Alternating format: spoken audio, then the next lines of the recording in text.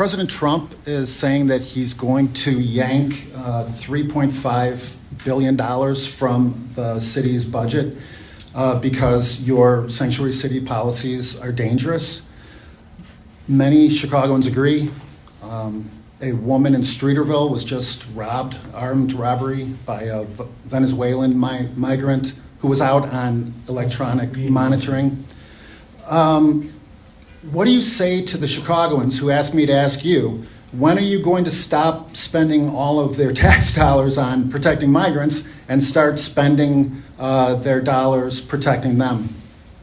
Well, clearly we are investing in the protection of our city. That's why violent crime is down significantly in the city of Chicago. In less than 2 weeks, we've seen two 13-year-olds shot and killed in Chicago. A suspect reportedly opens fire on Chicago police officers. Video captures the fatal shooting of a man on the south side. A man has died after a shooting in the city's Austin neighborhood. Deadly shooting that happened on a Red Line station platform. All 7 were involved in a violent robbery on the CTA. 13 robberies have been reported in Wrigleyville and the Gold Coast. The victims waiting for a Lyft or Uber outside a bar when 3 or 4 offenders run up, flash a weapon, and demand their property. In several incidents, the suspects even stole the victim's banking information. This marks now the 4th break-in at a GameStop in our area this month alone. Chicago is named America's murder capital for the 13th consecutive year. Now, no one is going to dispute that we still have work to be done, but our investments in housing, our investment in youth and workforce, our investment in behavior and mental health care services.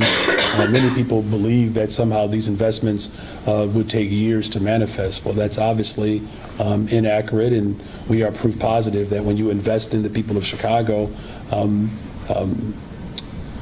the outcomes for people improve. So violence is down, investments are up, and we'll continue to move in that direction to build a more inclusive economy for everyone. Well, you say that the violence is down. It's not that I'm saying that, it's actually what it is. So it's actually true. Well, that's not how the residents feel. That's not what the headlines say. And this is certainly not about what you read, because clearly you're not reading the right information. There's a great deal of trepidation and anxiety that's coming from the federal government. We're not going to be intimidated by the proclivities of this current administration that has shown a great deal of disdain towards working people. The people of Chicago will be defended by my administration.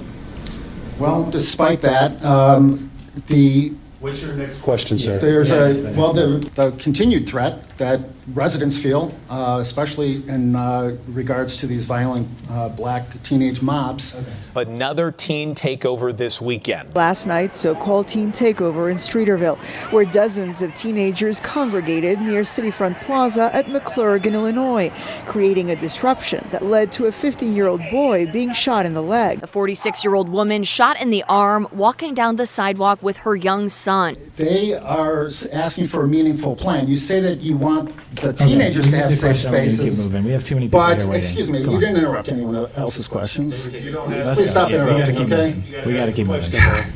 But despite the fact that you keep saying that you want safe spaces for the teens, what the residents are, especially in the Streeterville area, are saying is, what about safe spaces for them? They feel that they're being forced to essentially babysit these teenagers. Your question basically is, how do we make sure that we have safe spaces for everyone around the city? And the way we do that, it's a couple of things. One, we have to make sure that we're making critical investments in all of our communities, and we're doing that. Making sure that people are accountable, but also making sure that there are opportunities, and that's exactly what we're doing. Thank you for those questions. I appreciate it.